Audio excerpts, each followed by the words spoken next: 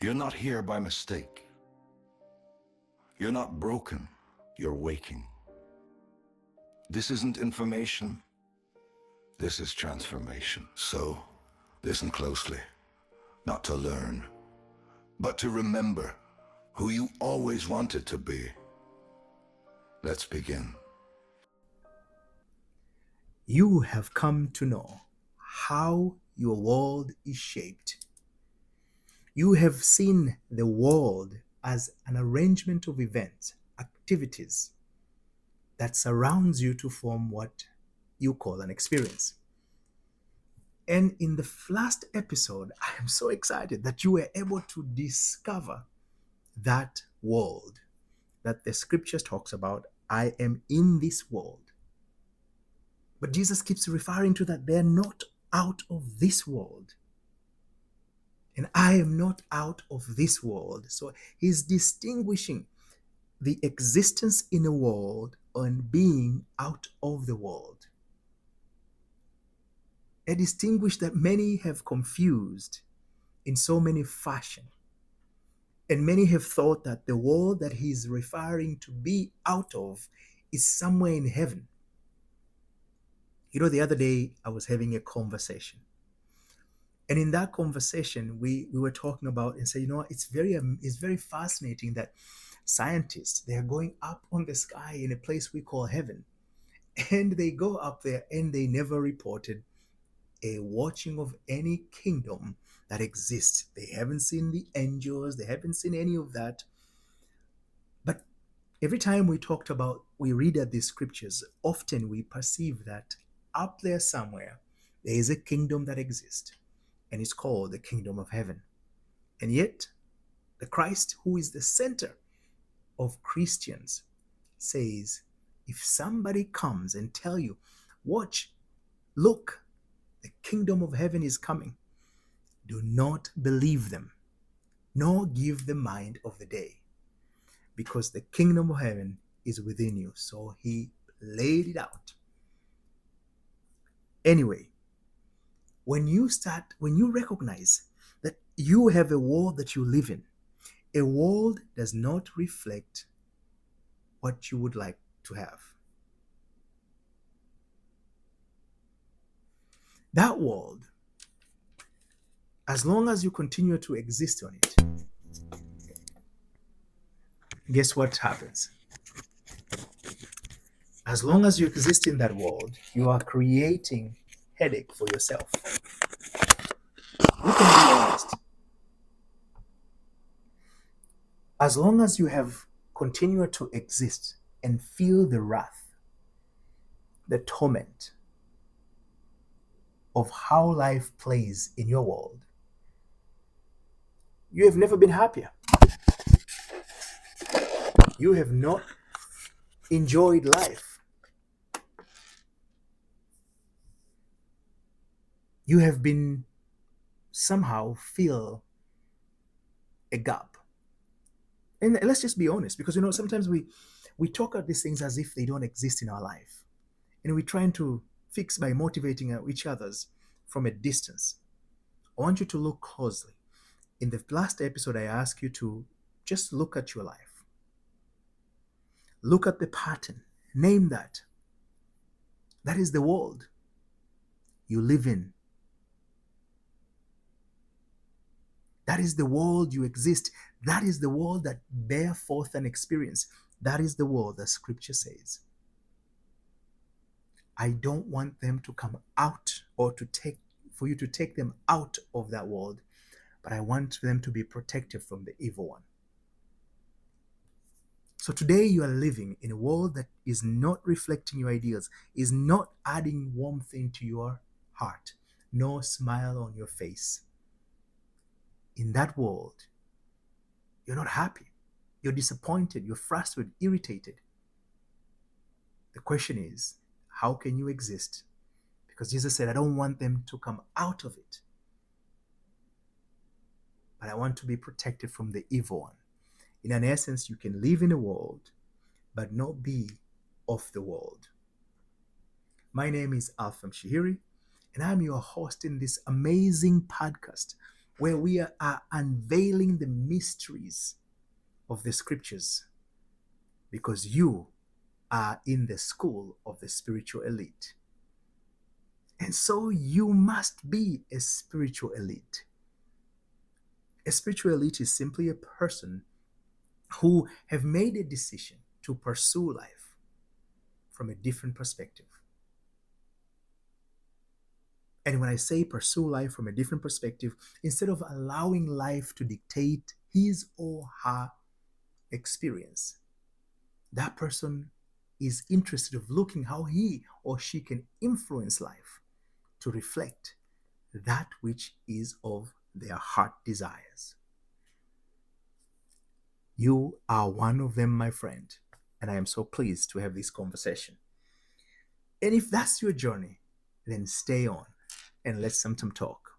I promise you in the last episode in this conversation that I am going to show you the secret beneath it. And I am not going to shortchange myself of that very promise I have told or promised to share with you. And we're looking at John 17. It begins in somewhere in chapter 14. It goes all the way to chapter 17 again. Verse 17. So it's the Gospel of John, chapter 17.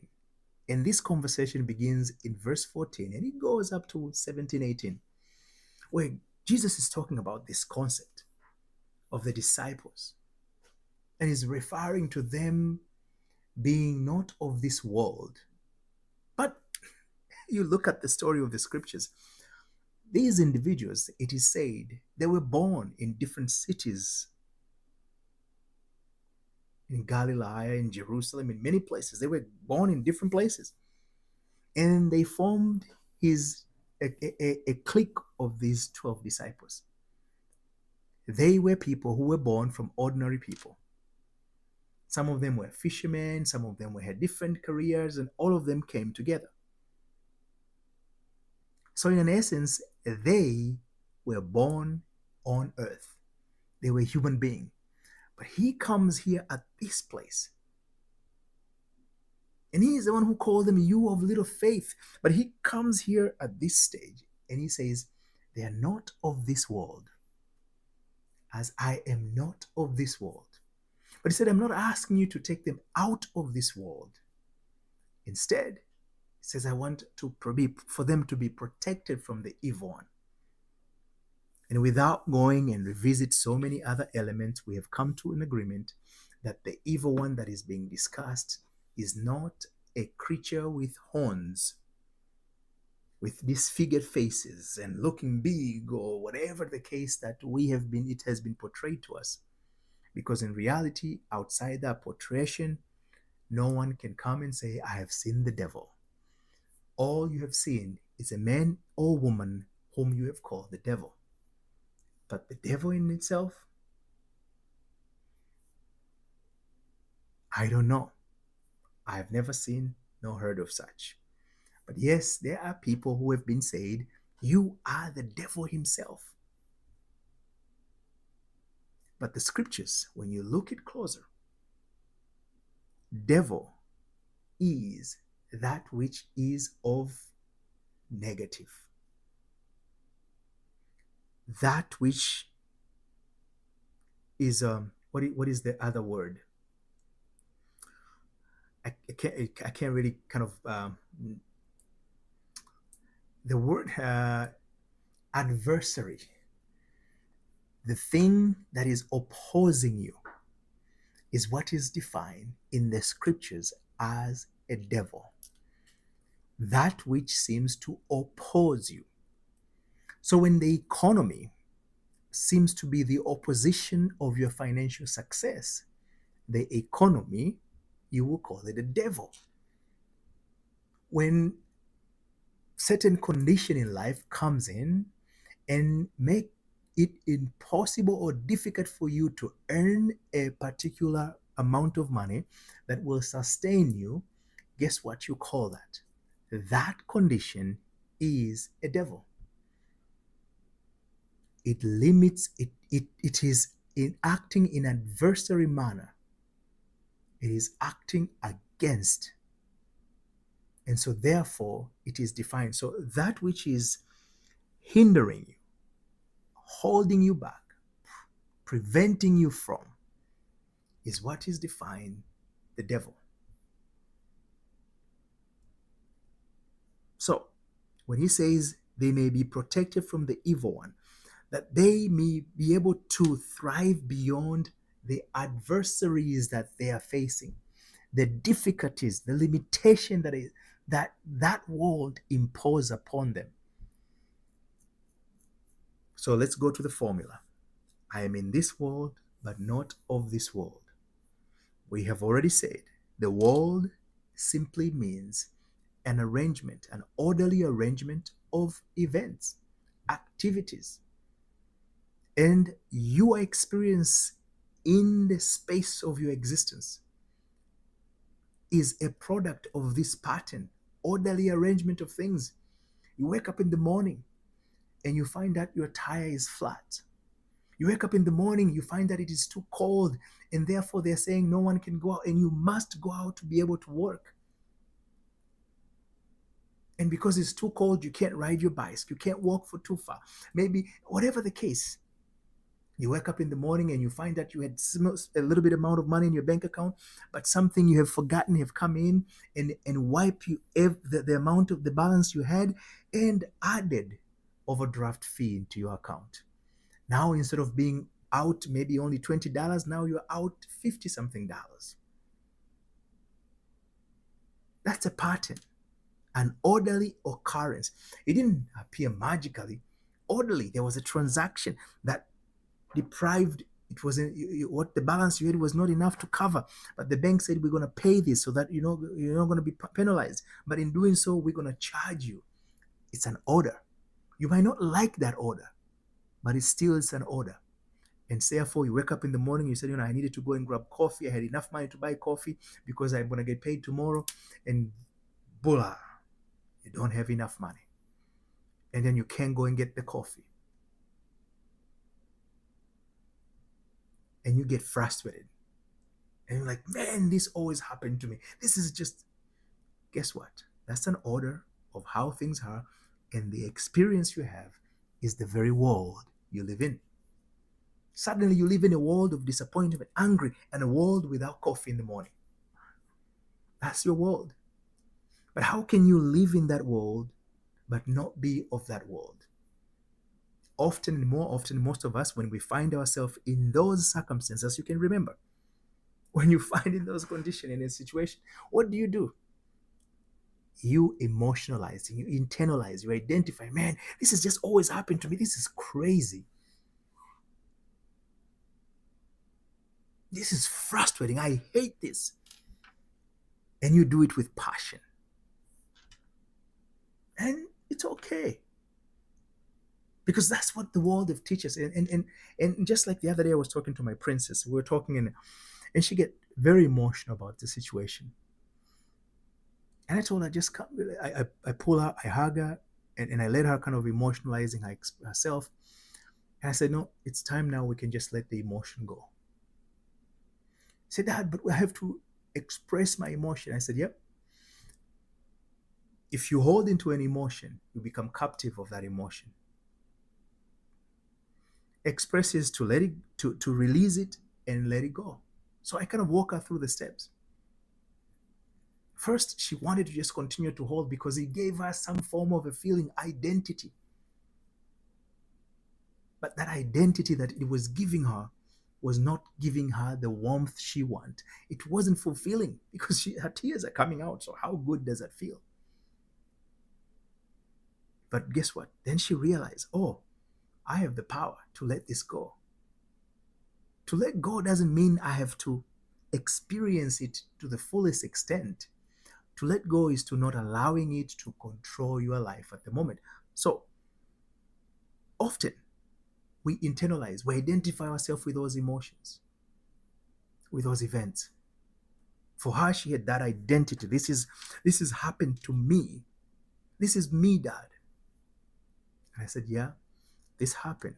So we walk through the steps without her feeling that I am not recognizing her feelings. But I was showing her the power she has to transcend it.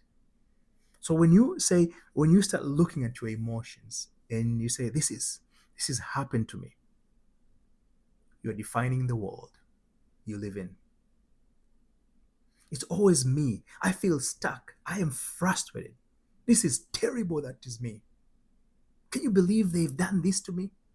You're defining the world that you are existing. And there's nothing wrong about defining. And in fact, in order to even move forward, you must know the world you're living in. So the first step is recognition.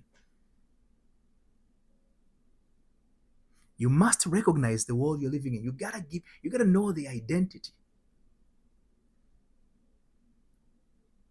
It is from that identity then we can be able, because you're saying this is my world and this is the world I am in at the moment. And that there is power in that identification, because the moment you identify the world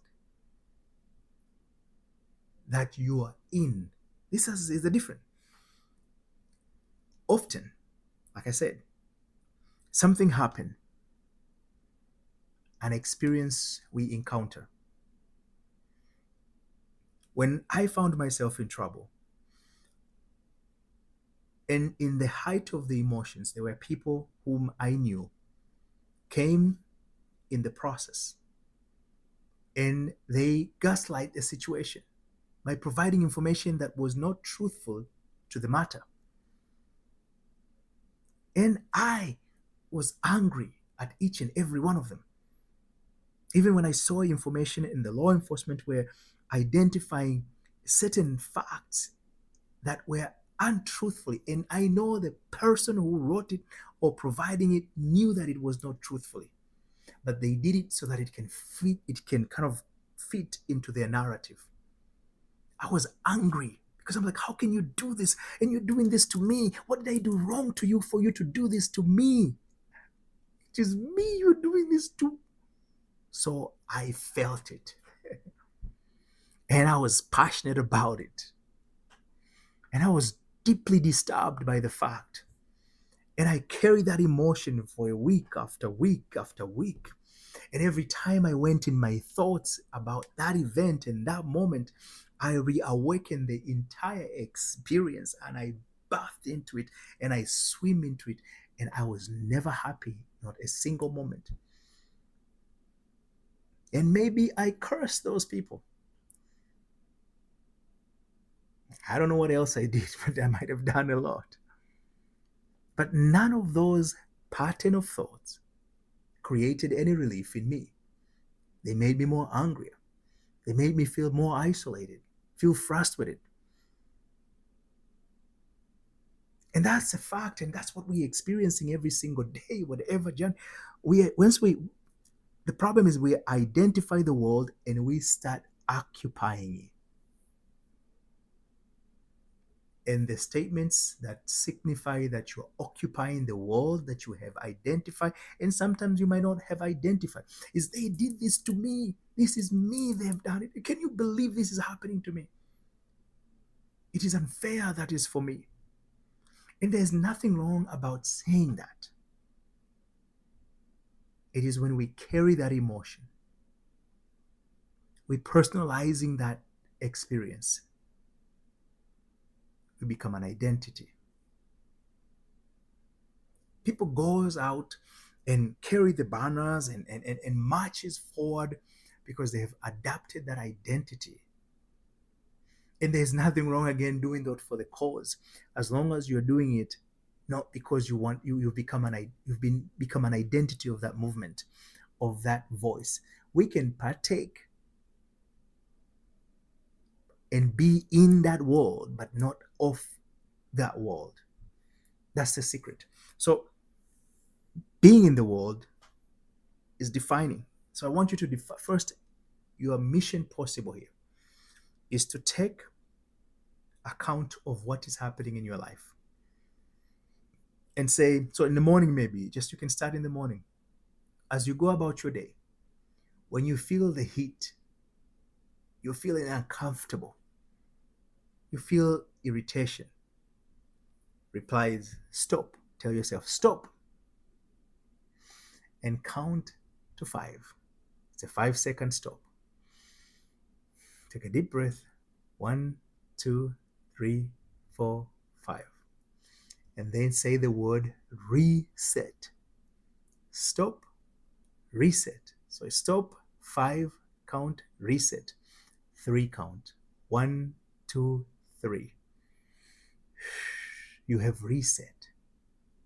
Once you have reset, I want you to ask yourself, what statement am I in it? What pattern, what order that exists here? Johnny just walked in and he said something that he knows I am not fond of it. I don't appreciate those type of words. He's very much aware. So Johnny's action became a trigger. And that trigger, because I say Johnny did this to me, I identified myself with the Johnny's statement or Johnny's action. And you say, Alpha, that makes sense. I say, just think of another way. There is Jackie on the other side. And Johnny likes to come in and make funny of Jack. And Johnny walks in and you're busy doing your stuff. And he makes funny of Jack and they laugh. You did not identify yourself with the funniness business that was going on. And so therefore, it did not disturb you. You kept going and maybe you might have smiled and laughed at it and kept going. But the same situation can happen where Johnny comes in and says something to Johnny that it's funny. It's in some form. And you look and you can say, why are you picking up on a guy? You should have picked up the one. You can engage in the conversation that have nothing to do with you. And you can get angry of it, being irritated. Because what? You have identified yourself with something that you didn't have to. And often we do this not because we're broken or we're bad people or we don't know how to control ourselves, because we don't know the formula. It's a habit. And a habit have a tendency of making itself as a way of life. It is the law. So you constantly, and you say, I'm always watching out for people, for little people. I hate when people are being mistreated. And I'm not saying that we should ignore that, but I can also be able to address that issue without personalizing it to me. And that's what I'm teaching. I'm not saying that you should ignore what happens to people. We should be oblivious of the activities that does not support what we call a reasonable situation. You can be vocal.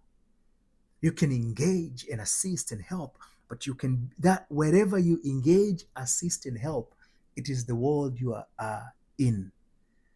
The key is to be in the world, but not out of that world. I hope that makes sense. So the formula goes, you're in the world, you're in the circumstances, you're experiencing something unpleasant, but you must be able to be not of that world. In a sense, the scripture is saying, to be of the world, when I emotionalizing it, I become of that world. The moment I personalizing it, the moment I associate myself with such event, activities, experience, I am emotionalizing it.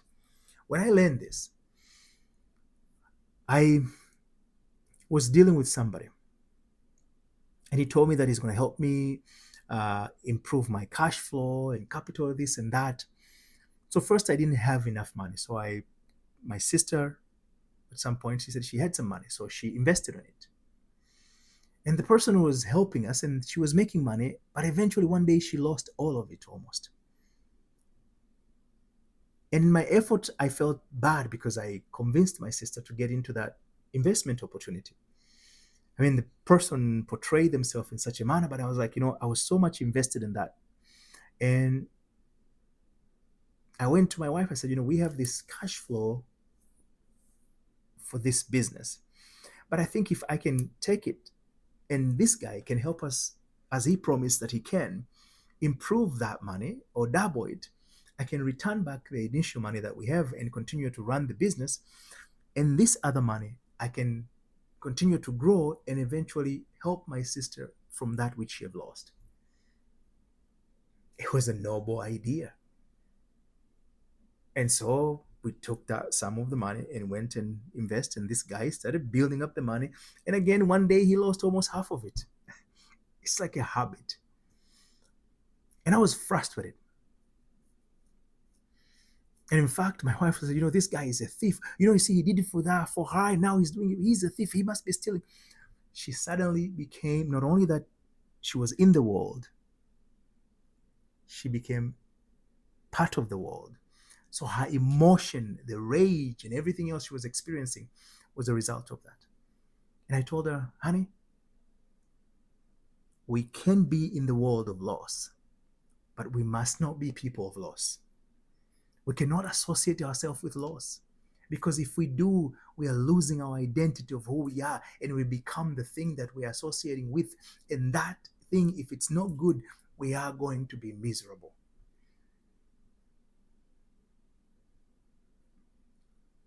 By being able to identify that, we were able to be in the world where we found ourselves in the midst of a loss, but yet not be off the world. And how you become off the world is because to be in the world, you have to think of the world, the circumstance, the experience. But when you choose to think otherwise, so in that particular case, we started saying, okay, let's create a world we want to be off. And the world we wanted to be off is a world of abundance, a world of success, a world where we experience increase and not loss. And so we create a scenery that I am congratulating her and she's congratulating me for the success we are experiencing. We felt joy in that image. In essence, we were thinking and we felt as if we are in that world. So even though we had lost, but we were not lost in the emotion of loss. Instead, we were experiencing a different type of emotion that assume we have gained success. Funny thing is, you might say, but that's cheating. That's lying. We lie to ourselves every single day. When you wake up in the morning and you get up and pack, get everything else, and you get in the car, and as you're on the road, you have to make an appointment to meet your appointment, you realize there is a traffic on the road. The first thing, you start getting furious, you start worried, maybe you're not going to make it on time. The worry is an assumption that is not real, that has not happened yet.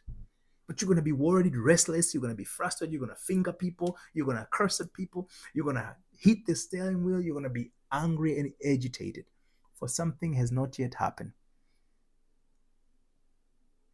One morning, I was taking my princess to school. The same thing happened, and I delayed her. She have a tendency of usually come and tell me ahead of time so I can get up and get ready. She did it, and I said, let me meditate, and in my meditation, I fell asleep.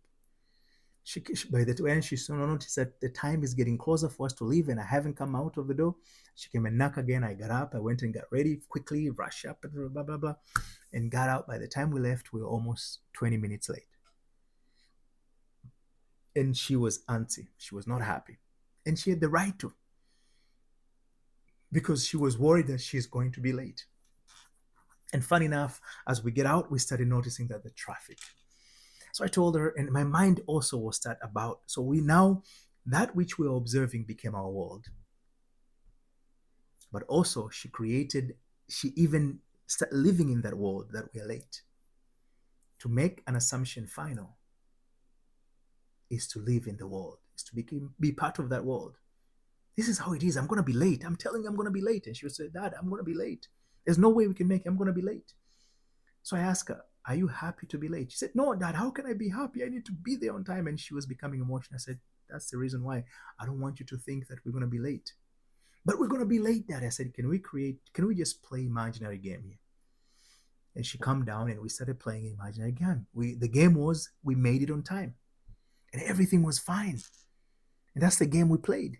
In an essence, we found ourselves in a world of being late. The traffic jam was there, and all of these things were facts, but they were not truth. Truth is a memory. What are you remembering? You are creating, you become of the world based on the memory you create. If the memory reflects the environment you have, then you are in this world and out of this world. But when you are in this world of a particular kind, in that case, we were in a world of traffic delay and lateness to school, but we chose to think as if we are on time.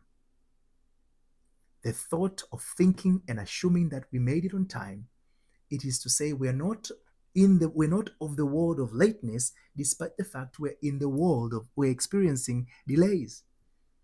Funny enough, as we were going and we were thinking about everything, we're like, wow, this is going to be just crazy.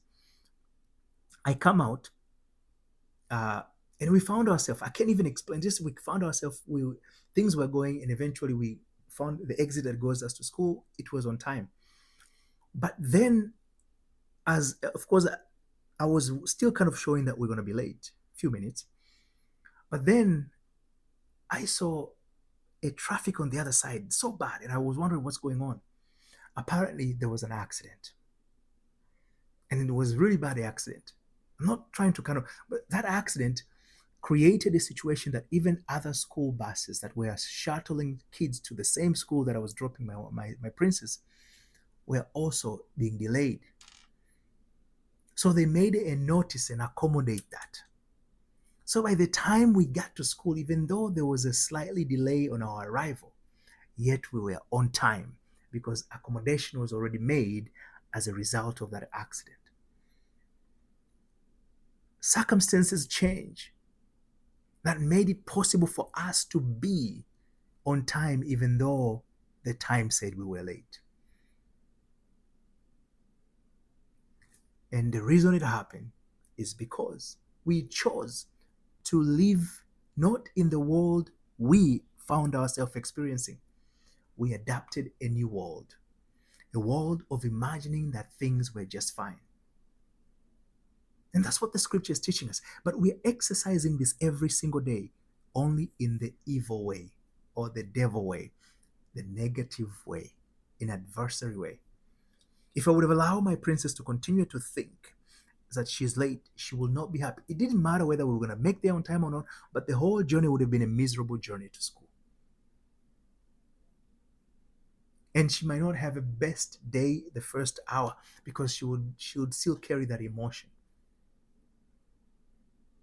Think of a moment where you felt late and you were agitated, even though the lateness had not yet materialized. You calculated, you thought about it, and you felt that you're going to be late. And you were angry. And yes, maybe you arrived there late. But what was the mood you arrived with? Was it a mood that was upbeat, a mood that you were able to jump in and take care of business, or a mood that feels frustrated? That's what the scripture is teaching us. It's not telling us to change who we are. It's to change our perspective of the things. The way we change our perspective, we create a memory. That memory becomes the world we are from. In this day, we have this thing. I live in the United States, but they tell me I am from Tanzania. And it's true, because the memory serves me well. I was born in Tanzania. That is where I'm from. So I live in the United States, but I am from Tanzania. See? And the reason I can say I am from Tanzania is because my memory, if it serves me well, it tells me that I am from Tanzania. But I am in the United States. That's the difference here. And I can choose to say, I'm become a citizen and I'm a citizen of the United States and everything else, and I'm a citizen of the United States, but from Tanzania. My memory serves me well, it's going to remind me as such. My kids were born here in the United States. So they're citizen not by naturalization, but they're citizens by birth. So they cannot say I'm from Tanzania. They might say my dad is from Tanzania, my mom is from Haiti. But no, but they are from the United States.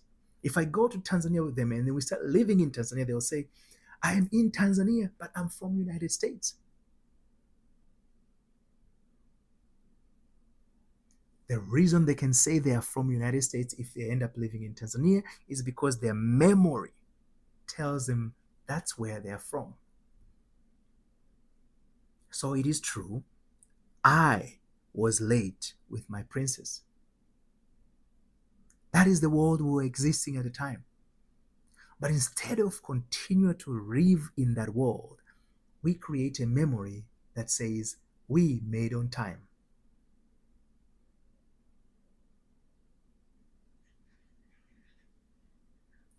Somebody else, I have a client who he always think negative things are happening.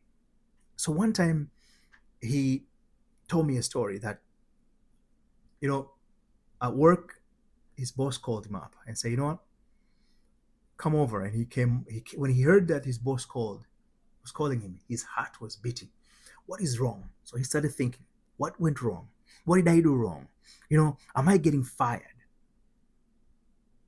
And in fact, he had texted his wife and say, baby, I don't know. Today, man, I don't know if it's gonna be a good day, baby. I'm really worried. And she asked him, what are you worried about? And he's like, man, my boss want to see me today. He hardly asked me but today he want to see me. And it was his birthday. So the wife was planning to do something with him that evening. He said, I think we gotta cancel. I don't think I just have this bad feeling.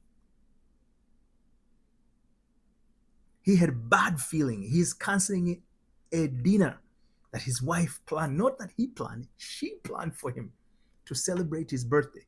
But because he was called in by his boss, he went through this terrible ordeal. And in fact, before that meeting, he said he had so much of a stomachache, he had to go and he caught a diarrhea.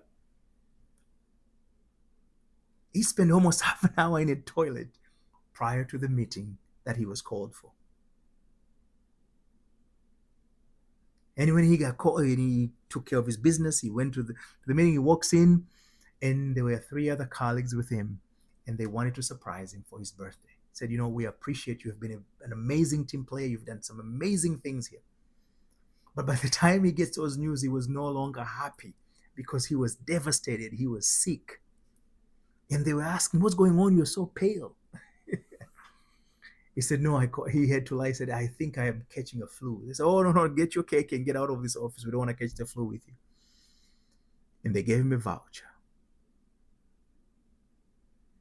He was in a world that was just calm, but he created a negative world. He applied the same formula that the scriptures is teaching us, but he applied it in the wrong way. Every single day, you are doing this, knowingly or unknowingly. Today, you know something that most people in the world have no clue. They always creating negative world, the world that they don't want to exist. They live in the world consistent with. And that's why a poor person, if you give him $1 million, a year later you will come that $1 million is gone.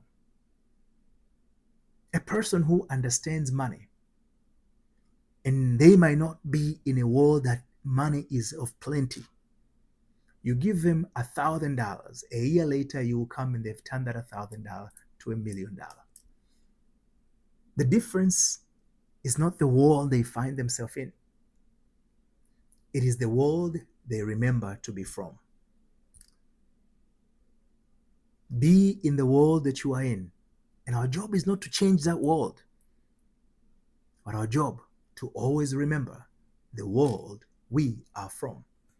Today, you have an opportunity. In the last exercise, you define and identify the world you're in.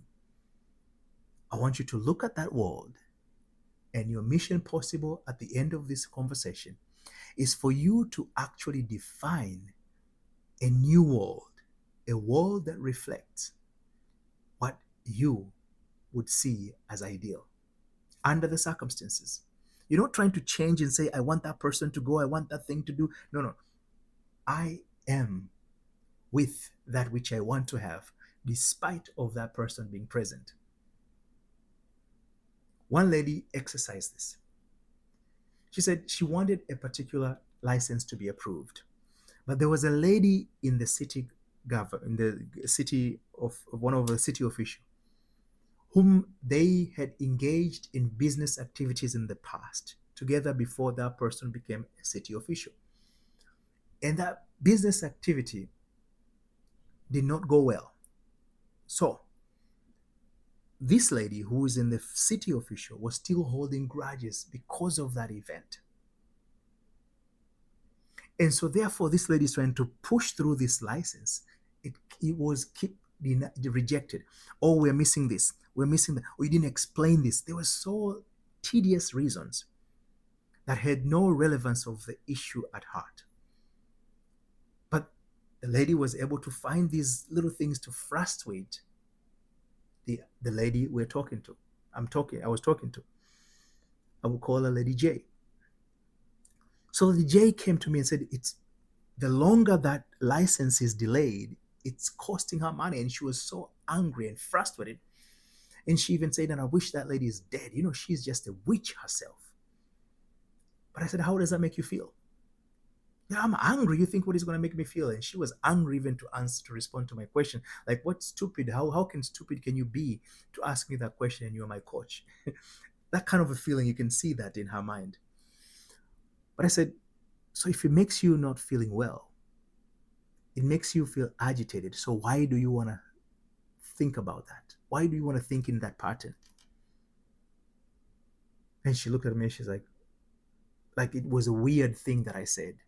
I said, it makes no sense for you to continue to think that way, knowing that it's not going to promote anything you want to achieve. So I walk her through this formula. I said, okay, this is the world. Your license keeps denied, rejected, because you need to do all these little things. I said, let's look at it in a different way. What would you like to have? She said, I want that lady to get out of there. I want her to fire. I said, that's retaliation. That's revenge. In this world of the spirit, there's no revenge. I said, this is the world. So what do you really want? She said, I want my license to be approved. I said, then let's create a new world, create a new memory, an assumption that your license has been approved.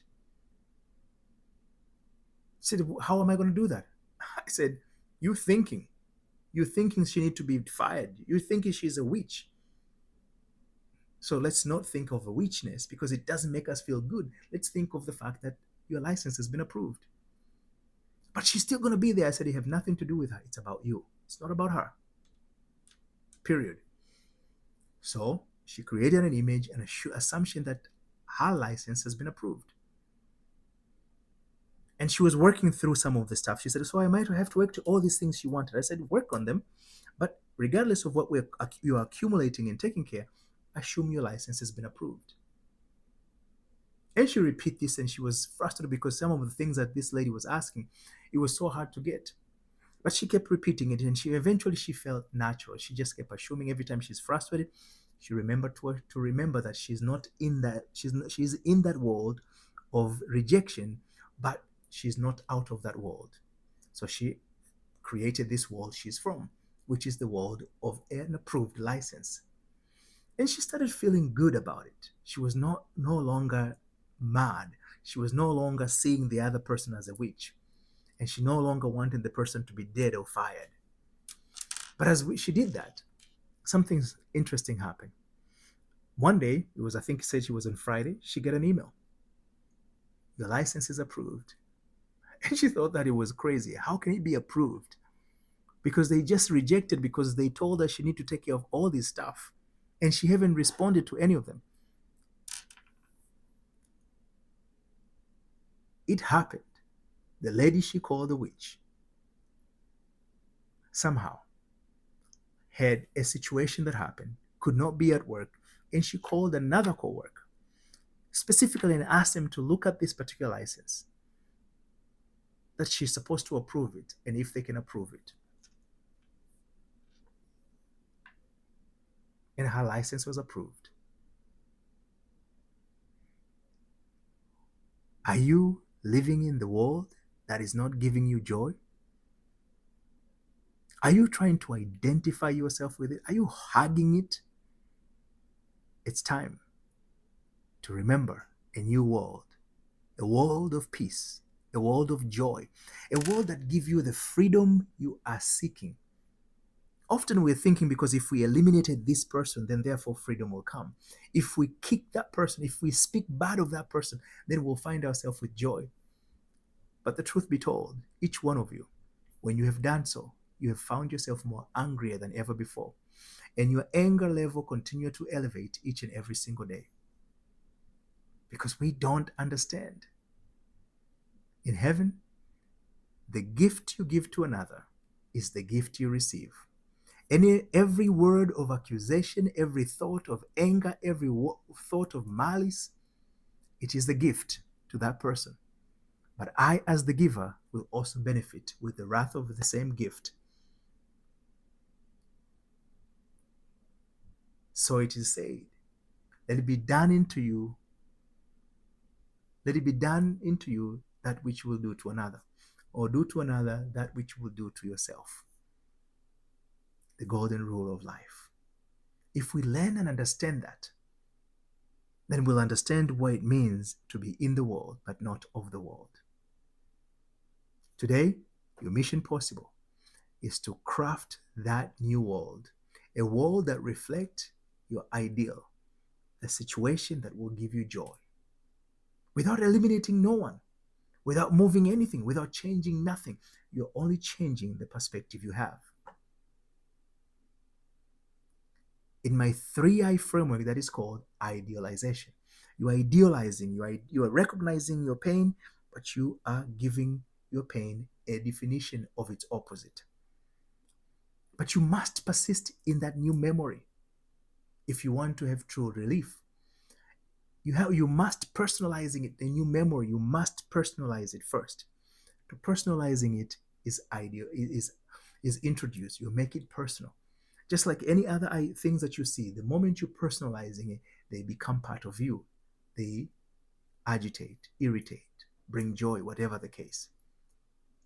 So it is true in this very simple process. Personalizing that new memory. Make it yours. And then repeat it over and over. And doing so is the last I on my framework. Iterate. Let's begin and make it possible. Thank you for your presence. I really appreciate it. Nothing to fix, nothing to force. Just notice and let it work.